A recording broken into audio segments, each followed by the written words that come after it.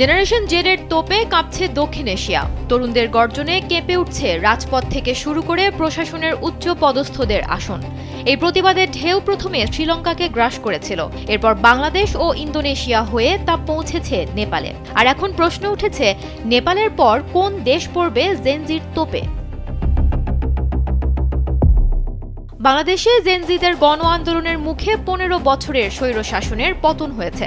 সেই আন্দোলনের হাওয়া এখন প্রতিবেশী দেশ নেপালেও ছড়িয়ে পড়েছে। হিমালয়ের কোল ঘেঁষা এই দেশটি হঠাৎ করেই উত্তাল হয়ে উঠেছে তরুণদের বিক্ষোভে। তাদের আন্দোলনের তীব্রতায় নেপালের প্রধানমন্ত্রীর মসনদ নড়ে গেছে এবং শেষ পর্যন্ত প্রধানমন্ত্রী কেপি শর্মা ওলির সরকারের পতন হয়েছে।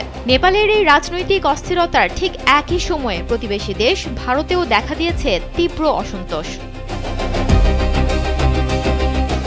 একরাশ স্বপ্ন আর তীব্র ক্ষোভ নিয়ে বিহারের রাজপথে নেমেছে হাজার হাজার শিক্ষক চাকরি প্রার্থী। শূন্যপদ কমানোর প্রতিবাদে তাদের বিক্ষোভে উত্তাল হয়ে উঠেছে রাজধানী পাটনার প্রধান সড়কগুলো। চতুর্থ দফার শিক্ষক নিয়োগ পরীক্ষা TRE-4 ঘিরে এ বিক্ষোভের সূত্রপাত। চাকরি প্রত্যাশীদের অভিযোগ, সরকার তাদের দেওয়া প্রতিশ্রুতি ভঙ্গ করে শূন্যপদের সংখ্যা ব্যাপকভাবে কমিয়ে দিয়েছে। মঙ্গলবার সকাল থেকে প্রায় 3000 তরুণ পাটনা কলেজ প্রাঙ্গণে জড়ো হয়ে মুখ্যমন্ত্রী নীতিশ কুমারের বাসভবনের দিকে মিছিল শুরু করে।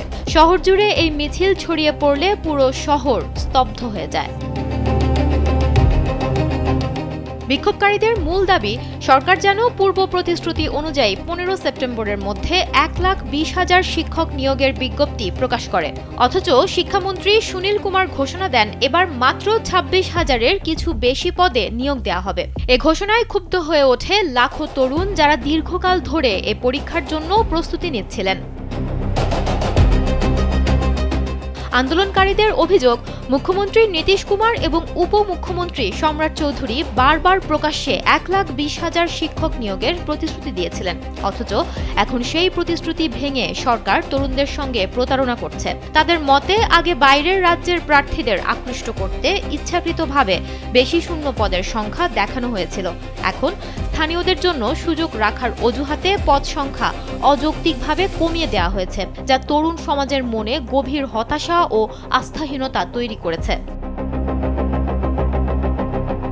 সামনে বিধানসভা নির্বাচন থাকায় শিক্ষক নিয়োগের এই ইস্যুটি রাজনৈতিকভাবে আরও উত্তপ্ত হয়ে উঠবে বলে মনে করা হচ্ছে। চাকরি প্রার্থীরা হুঁশিয়ারি দিয়ে জানিয়েছেন, যদি পূর্ণ শূন্যপদের বিজ্ঞপ্তি প্রকাশ না করা হয় তবে তাদের এই আন্দোলন আরও বৃহত্তর আকার ধারণ করবে। সুমনা মোস্তফা, কালবেলা।